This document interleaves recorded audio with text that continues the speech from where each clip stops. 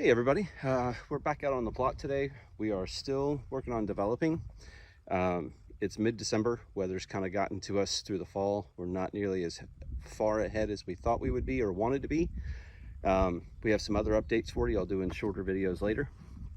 But today we are putting down lime and some base element fertilizer that we ordered across a half acre of the 1 acre that we've broken out so far. Spreaders in the plots, you'll see me stop halfway and reload it because the ground is incredibly soft, which is why I'm doing it with a garden spreader.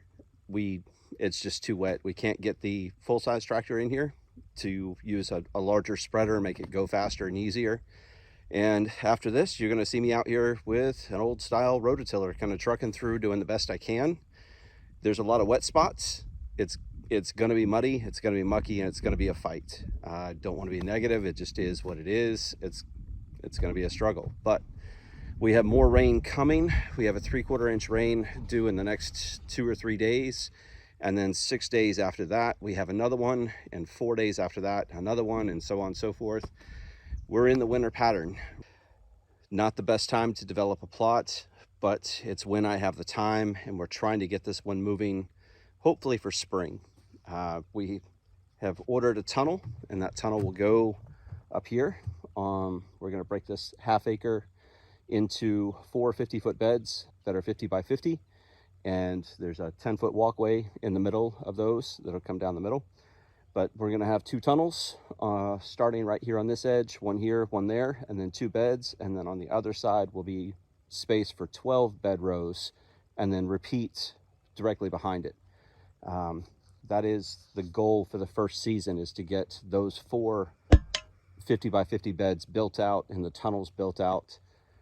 We've applied for an NRCS grant to pick up 2 100-foot tunnels that'll come in here.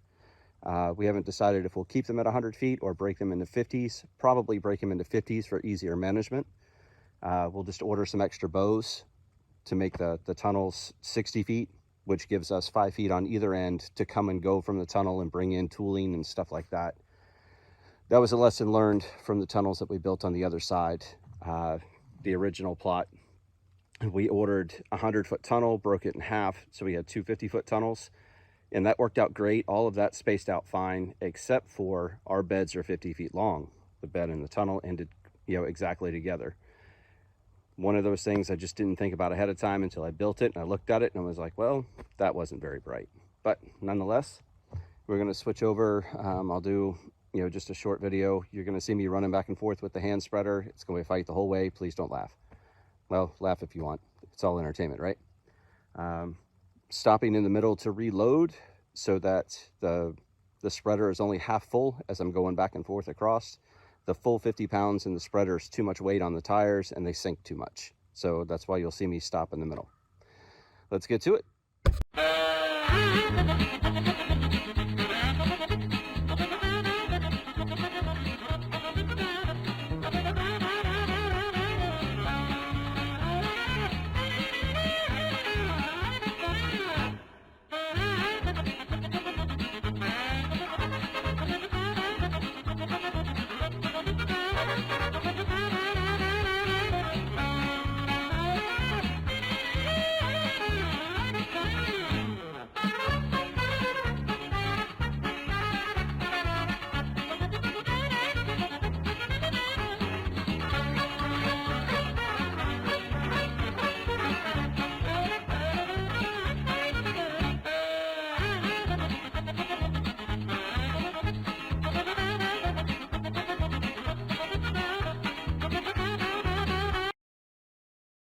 It's the next morning.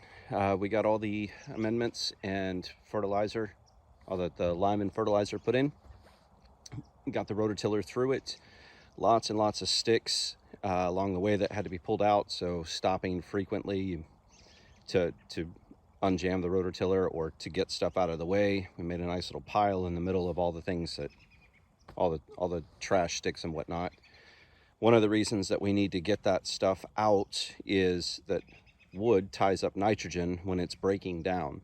So while it's great to have organic matter in your soil, and it's a necessity and it does wonderful things for holding moisture and whatnot, decomposing wood is not the greatest because it ties up that nitrogen. So that's why we're picking everything out and trying to clean this up as much as possible. There is still a lot of old root matter and things like that that are, you know, smaller sticks and mulched up trees that are still present in the soil, which will add to the organic matter, but we needed to get the big stuff out of the way. So we spent a lot of time yesterday with the rototiller finding those things and getting them out. We are no-till.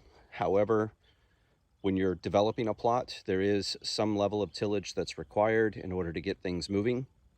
And in this case, we needed to incorporate the lime and base nutrients in such a manner that they don't run off during the next rain event.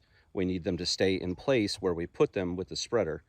So I just turned the top 2 or 3 inches in with the rototiller and incorporated those amendments in, that lime in. It's going to take about 6 months for that lime to kick in, and that 6 months the soil will gradually become sweeter, less acidic. We're at about a 4.7 right now, 4.8, and we need to bring that upwards of 6. And the way you do that is adding lime, and you let it break down. In about 8, I don't know, maybe 9, 10 months, somewhere in that range, this coming fall, we'll take another soil sample, send it off, and find out how much more lime we need to add next winter in order to raise that pH a little bit higher to get it into that 6.5 range, which is ideal for most of what we'll be growing over here. We'll also be incorporating some compost from the local municipal compost facility. It's not the greatest, but it's functional and it will add some organic matter to our soil. It will also help sweeten the soil a little bit. It's more neutral than what we're working with here, so it will raise that pH just a little bit and help us with that effort. But as you can see back here, everything's kind of turned over, churned up. We do have some leveling to do in the middle, right around in there.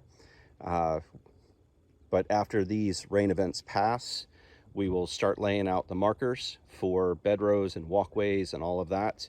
So you'll start to see sticks and strings and kind of craziness like that pop up. We do need to work on the layout to get it prepared. And some of the other stuff that we need to work on is leveling in here. During the process yesterday, we found a couple of trees and tree stumps, and those needed to come out.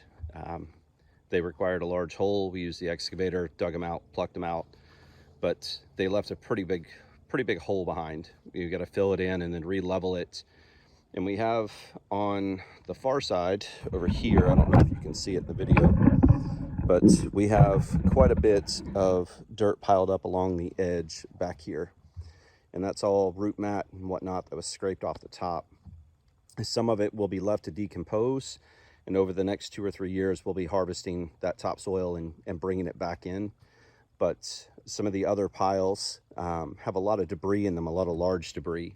So I'm working on locating basically a grader that can be used for this, and we'll basically drop loads of dirt on top of it. The larger stuff will fall off the front, slide down, and the dirt will drop back through, and you'll have to process it, you know, multiple times to get all the big stuff out and get as much dirt off as you can.